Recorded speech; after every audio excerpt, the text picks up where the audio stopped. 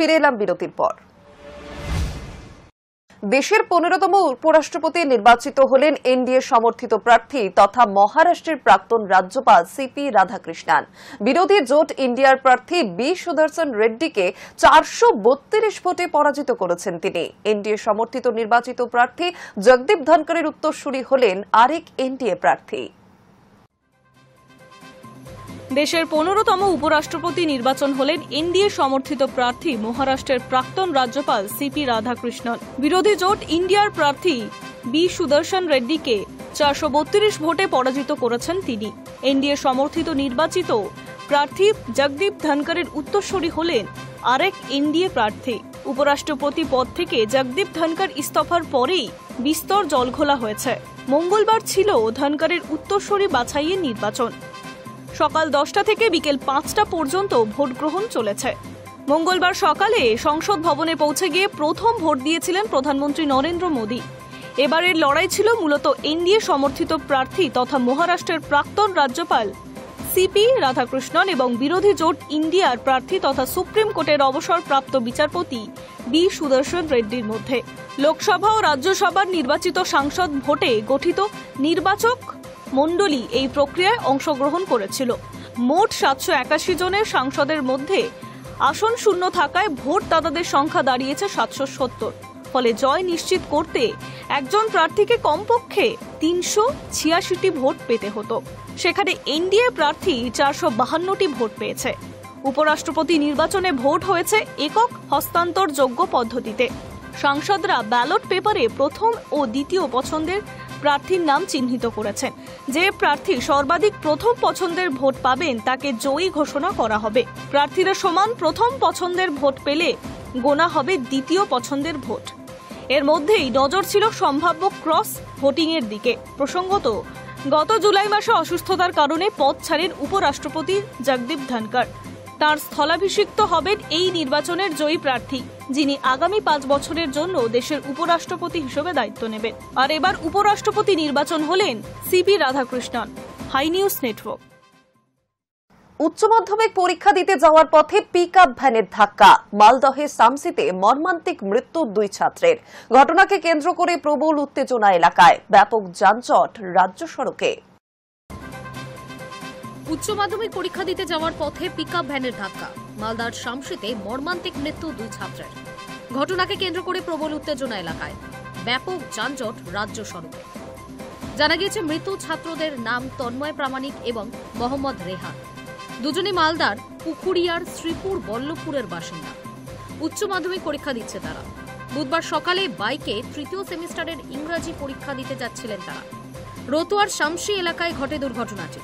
রতুয়ার দিক থেকে আসা একটি পিকআপ ভ্যান ধাক্কা দেয় ওই ছাত্রদের বাইকে। রাস্তায় ছিটকে পড়ে দুজনই। খবর পেয়ে ছুটে যায় পুলিশ। রক্তাক্ত অবস্থায় 2 ছাত্রকে উদ্ধার করে নিয়ে যায় হাসপাতালে। সেখানে চিকিৎসকরা তাদেরকে মৃত বলে ঘোষণা করে। একটা বাইকে দুজন আসছিল পরীক্ষার্থী, তারা পরীক্ষা দিতে যাচ্ছিল, আর এদিক থেকে গাড়ি যাচ্ছিল ছোট ভ্যান, পিকআপ ভ্যান। আচ্ছা, ওতে মাল লোডিং ছিল। সামনাসামনি ধাক্কা মারে। পিকআপ ভ্যানটি যাচ্ছিল শামসির দিকে, রতুয়া থেকে শামসির দিকে। এই তো সম্ভবত রতুয়া হাই স্কুলে ওদের পরীক্ষা আছে, গিল হাই স্কুলের ছাত্র। আচ্ছা, কিভাবে এটা হলো? মুখোমুখি অ্যাক্সিডেন্টটা হয়েছে, সংঘর্ষ। এদিকে দুর্ঘটনার জেরে ব্যাপক যানজট তৈরি হয় রাজ্য সড়কে।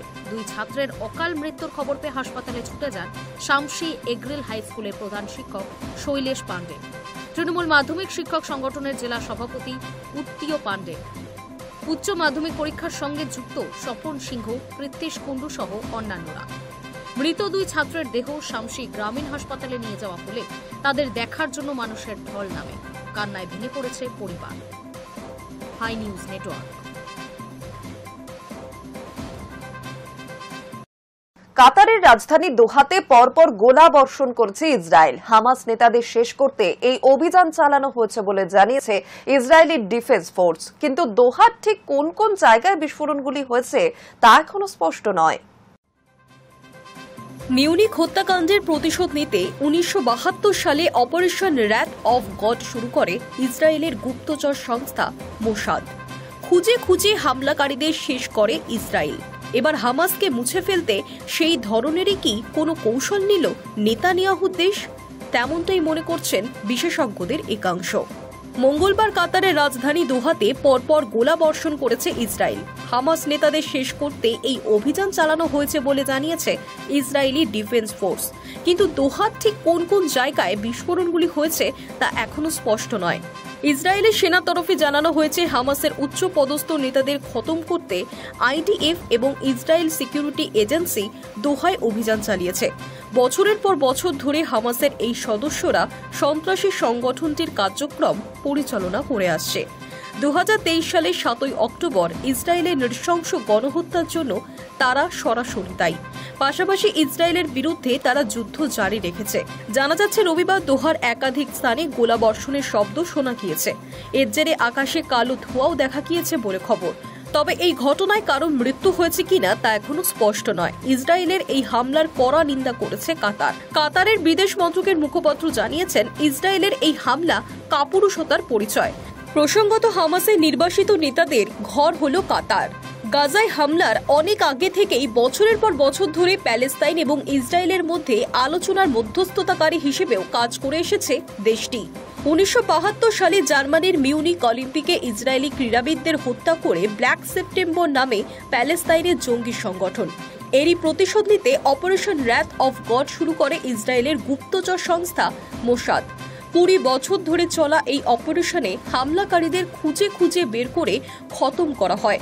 বিশেষজ্ঞদের একাংশের মতে এবার হামাসকে শেষ করতেই সেই রকমই কোনো কৌশল নিয়েছে ইসরায়েলের প্রধানমন্ত্রী বেঞ্জামিন নেতানিয়াহু।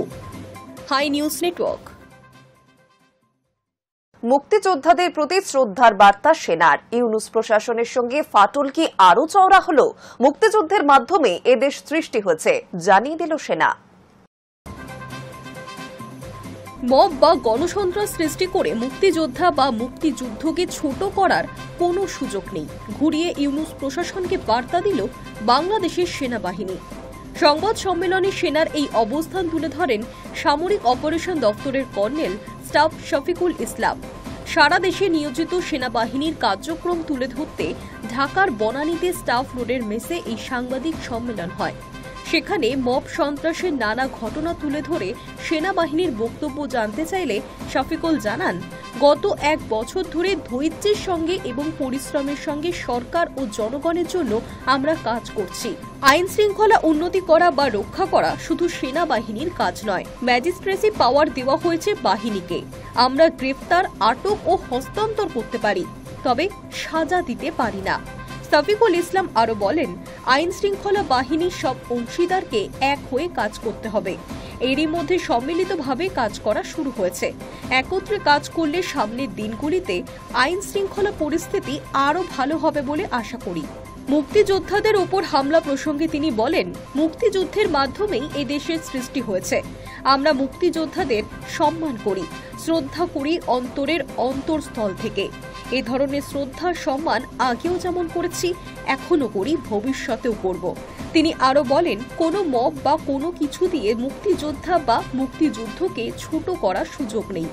মবের বিষয়ে জিরো টলারেন্স নীতির কথা তুলে ধরে সেনা কর্মকর্তা বলেন, যেখানে যখন মব হয়েছে সেখানে দ্রুততার সঙ্গে পরিস্থিতি নিয়ন্ত্রণে আনা হয়েছে, তবে কয়েকটি জায়গায় সোর্স থেকে তথ্য পেতে দেরি হয়েছে।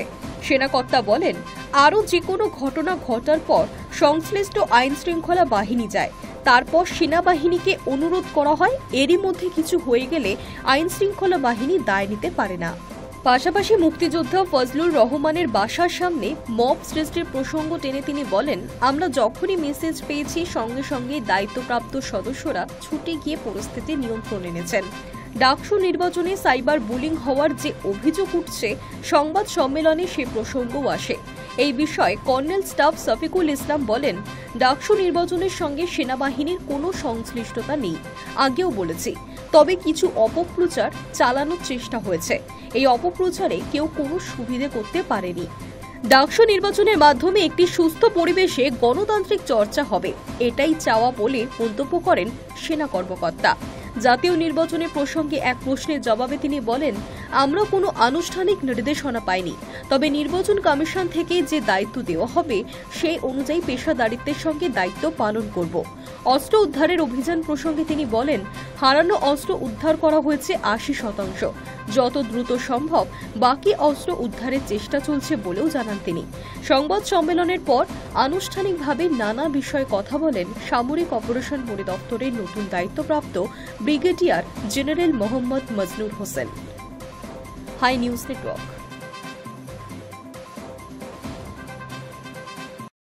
শারদোৎসবের প্রস্তুতি চলছে জোর কদমে। তার আগে প্রকাশিত হল শারদ সংকলন। 9 সেপ্টেম্বর 2025 মঙ্গলবার সন্ধ্যায় দক্ষিণ কলকাতার দেশপ্রিয় পার্কের পাশে সুদেশ ভবনে প্রকাশিত হল ত্রিধারা অকাল বোধনের শারদ সংকলন 1432। মঞ্চে উপস্থিত ছিলেন ত্রিধারার সভাপতি অম্লান বসু সহ বিশিষ্টজনেরা। পুজো বার্ষিকী ছাড়া বাঙালির দুর্গাপুজো অসম্পূর্ণ। তাই শারদোৎসবের প্রস্তুতি যেমন চলছে জোর কদমে, তেমনি তার আগে প্রকাশিত হল শারদ সংকলন। 9 সেপ্টেম্বর 2025 মঙ্গলবার সন্ধ্যায় দক্ষিণ কলকাতার দেশপ্রিয় পার্কের পাশে সুদেশ ভবনে প্রকাশিত হল ত্রিধারা অকাল বোধনের শারদ সংকলন 1432। মঞ্চে উপস্থিত ছিলেন ত্রিধারার সভাপতি অম্লান বসু সহ সভাপতি রাজকুমার আগরওয়াল, ত্রিধারার সাধারণ সম্পাদক ও বিধায়ক দেবাশিস কুমার, সাহিত্যিক প্রচিত গুপ্ত, নৃসিংহ প্রসাদ ভাদুরী, সাহিত্যিক ও পত্র ভারতীর কর্ণধার ত্রিদীপ কুমার চট্টোপাধ্যায়, দেশ পাবলিকেশনের পক্ষ থেকে সুধাংশু শেখর দে, লেখক রঞ্জন বন্দ্যোপাধ্যায়, প্রখ্যাত চিত্রকর শুভা প্রসন্ন ভট্টাচার্য।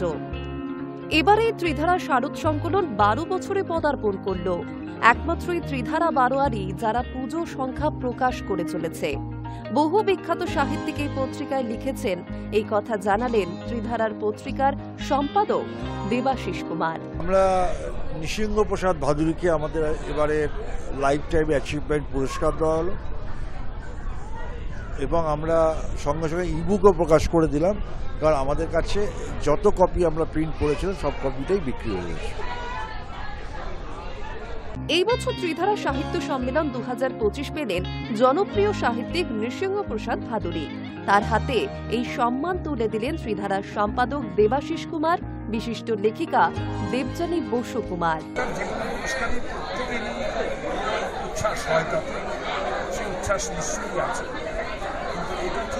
দেবাশিস কুমারের যে পুজোটা হয় ত্রিধারা, সেই উপলক্ষে যে শারদ সংখ্যাটা বেরোয়, এটার সঙ্গে তো আমি আজ থেকে পরিচিত নই। একটা বহুকাল ধরে আসছি এখানে পুজোর সংখ্যার সঙ্গে পরিচিত হয়ে প্রত্যেকবার লেখা দিই। সেটা কী হয়, সেটা একটা অন্য মাত্রা আছে। মানে আমরা যারা আনন্দবাজার বর্তমান বড় বড় পত্রিকাগুলোতে লিখি, সেই জায়গায় দাঁড়িয়ে একটা পুজো, ত্রিধারা যে একটা অন্য ধরনের আয়োজন করে, এটা তো একটা দেখার মতো জিনিস না। এর আগে এই সম্মান পেয়েছেন আরো অনেক সাহিত্যিক। অনুষ্ঠানে ত্রিধারা শারদ সংকলন 1432 প্রকাশ করেন মঞ্চে জনপ্রিয় বিখ্যাত ব্যক্তিত্বরা। মঞ্চে সকল অতিথিরা এই শারদ সংখ্যার প্রশংসাও করেন এবং ত্রিধারার এই উদ্যোগকে সাধুবাদ জানান তারা। যখন দুর্গাপুজোর আয়োজন হয় সে কি সুন্দর। আমি কোনোদিন দুর্গাপুজোর সময় কলকাতা ছেড়ে কোথাও যাই না। দেখা যাক আমরা এইভাবে জীবনকে আনন্দের মধ্যে যাপন করতে পারি। সকলের ভালোবাসা, এখানে যারা আমার কাছাকাছি রয়েছেন এদের সকলের সঙ্গে আমার বহু কালের সম্পর্ক। যদিও নৃসিংহদা বললেন 75, কিন্তু আমি 79-তে পড়েছি। জীবন এইরকম। নমস্কার। এই বইয়ের প্রচ্ছদ করেছেন জনপ্রিয় চিত্রকর শুভা প্রসন্ন ভট্টাচার্য। 317 পাতার এই ত্রিধারা শারদ সংকলন, যার মূল্য মাত্র 175 টাকা। Hi news Network. News Today এখন এই পর্যন্তই। আর অন্যান্য খবরের জন্য নজর রাখুন হাই নিউজে। নির্ভীক নিরপেক্ষ।